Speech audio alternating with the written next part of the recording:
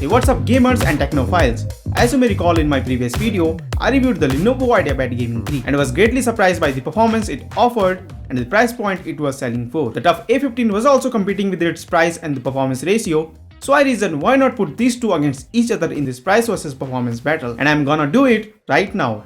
So in this video, I will talk about these two most popular gaming laptops currently available on the market. But which one is the better option for you? Let's find out. Now first and foremost, starting with the specifications. Both laptops comes with same fancy features with only a few differences, like a muscle-bound CPU, the TGP of the RTX 3060, and the size of the displays. The Lenovo IdeaPad Gaming 3 flexes its muscle with the Core i7-12700H, sporting a whopping 14 cores and 20 threads, a 105W RTX 3060, and a big 16-inch 1920x1200p IPS panel. On the other hand, TUF A15 comes with the Ryzen 7 6800H with 8 cores and 16 threads, a heavyweight champion, the 140W RTX 3060, and a 15.6-inch IPS panel with a resolution of 1920x1080p. The TUF A15 features a metal lid, which offers a high degree of durability despite some flexibility in the construction. This design contributes to a stable typing experience, as the lid hardly moves during the use. The remaining device is a plastic build. In contrast, the IdeaPad Gaming 3 is fully made out of plastic. While the screen exhibits only a minimal amount of flex, the device is prone to wobbling, which can result in the significant screen movement if the laptop is subjected to the accidental impact.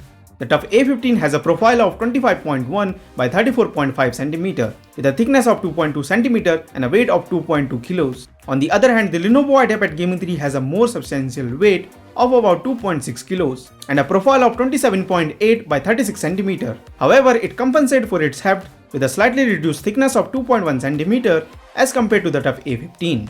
When it comes to the keyboard, I prefer the IdeaPad. Since the keys are clicky and tactile and the typing is a breeze, the IdeaPad also has larger arrow keys which are easier to press, whereas the TUF has clear WSD keys, making it evident that it's a gaming laptop. The TUF slits also makes it appear more like a gaming laptop, whereas the IdeaPad has clean aesthetic. The IdeaPad I am reviewing here has only white backlight, whereas the TUF A15 comes with a one-zone RGB backlight. Both touchpads were decent, but I like the IdeaPad's clicker feel, because it was somewhat more broader and still functioned well. But there are two reasons why I believe the IdeaPad has an advantage over the TUF A15. The first is that the Type-C port also supports power delivery, allowing you to charge the laptop via Type-C port. The second is that the majority of ports, including the charging port, are located on the back, which provides a clutter-free wire setup. For the display, the IdeaPad beats over the TUF A15 with its 16-inch 1920x1200p IPS panel, nearly 100% of sRGB coverage, and a maximum brightness of 350 nits. While the TUF only offers a 15.6-inch 144Hz IPS panel with 65% of sRGB coverage and a maximum brightness level of 250 nits. So in my opinion, there is no reason to differentiate between them. IdeaPad is superior in terms of display visuals.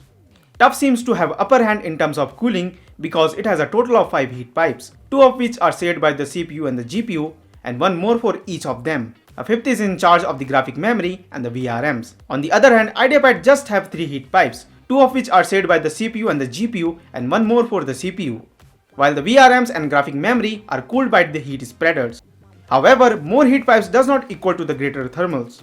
Rather, factors such as battery size, overall TGP, and optimizations have a significant impact on the temperature. Let's compare the thermals on both of the devices at same stress test and similar modes. Looking at the thermal performance, we can see that the IdeaPad is a chill king. Where the TUF A15 was hitting a temperature range of 75 to 95 degrees, the IdeaPad wasn't sweating at all. The difference in the RTX 3060 of each laptop may be the cause of what we are seeing. Additionally, the Lenovo is always known for providing the best thermals in the gaming laptop, and the IdeaPad is heavily utilizing that. The TUF Gaming A15 and IdeaPad Gaming 3 both have impressive battery life for a gaming laptop. However, AMD remains the champion of the gaming battery life circus. The TUF A15's large 90Wh battery lasted for almost 10 hours of watching YouTube, which is 5 hours longer than the IdeaPad, which lasted only for about 5 hours with its 71Wh battery. The noise level between these two laptops is pretty much identical, though I will say Intel system is a bit quieter at the highest performance mode. Either way, both of these laptops are some of the quietest gaming laptops. Now I will start with the CPU benchmarks with everyone's favorite, the Cinebench R23 multi-core. In multi-core test, we can see where the 6800H ends up overall. Compared to the Core i7-12700H, it's 9% slower, which is an amazing result, given that previously AMD used to dominate Intel in this workload. When comparing Ryzen 7 to the Core i7, the higher core count of the Alder Lake is definitely a game changer for Intel since last year. Now the single core is where the AMD take its biggest loss. The 6000 series just can't compete with the Alder Lake when it comes to the single core performance. The situation isn't amazing with the Blender 2.83 render test, because right away you can see the benefits of the new architecture of Intel. Core i7-12700H at 45 watt sits above the 6800H with a performance difference of nearly 5%. Alder Lake does not, however, outperforms the 6800H in FL Studio.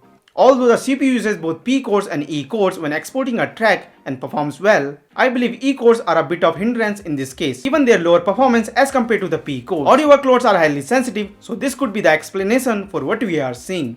And as we know, all the cores in the 6800H are the performance one, which gives it an upper hand over the 6 performance core 12700H in this task. MATLAB is a short burst workload that's sensitive to things like cache and memory. Intel was already the fastest in this benchmark with the 11th generation, so 12th generation only pushes their lead further ahead. In Adobe Photoshop, the 12700H is a colossal beast. This is due to the faster integrated graphics, faster memory, and the better cache system. If you use Photoshop frequently, the 12700H is a best option, because it gives Intel a commanding lead over AMD and is 33% faster than the 6800H. In Adobe Premiere Pro, the 12700H is the fastest CPU that I have tested till now.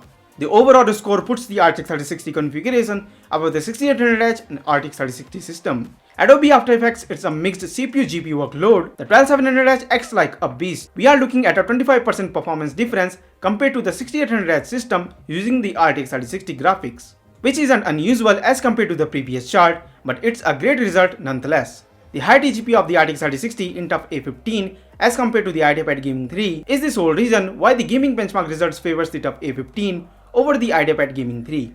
In this case, the difference is plain to perceive. Although I don't think it is a fair comparison, I decided to throw these two laptops up against each other in gaming test to help you determine which would be best for you.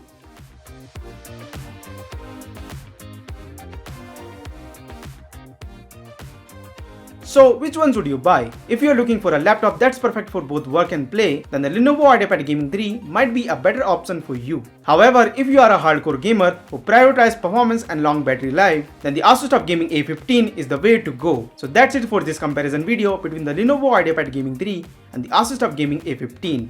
I hope you found this video helpful. If you have any questions or comments, feel free to leave them below. Don't forget to hit the subscribe button for more tech content. I will see you in the next video. Till then, bye bye.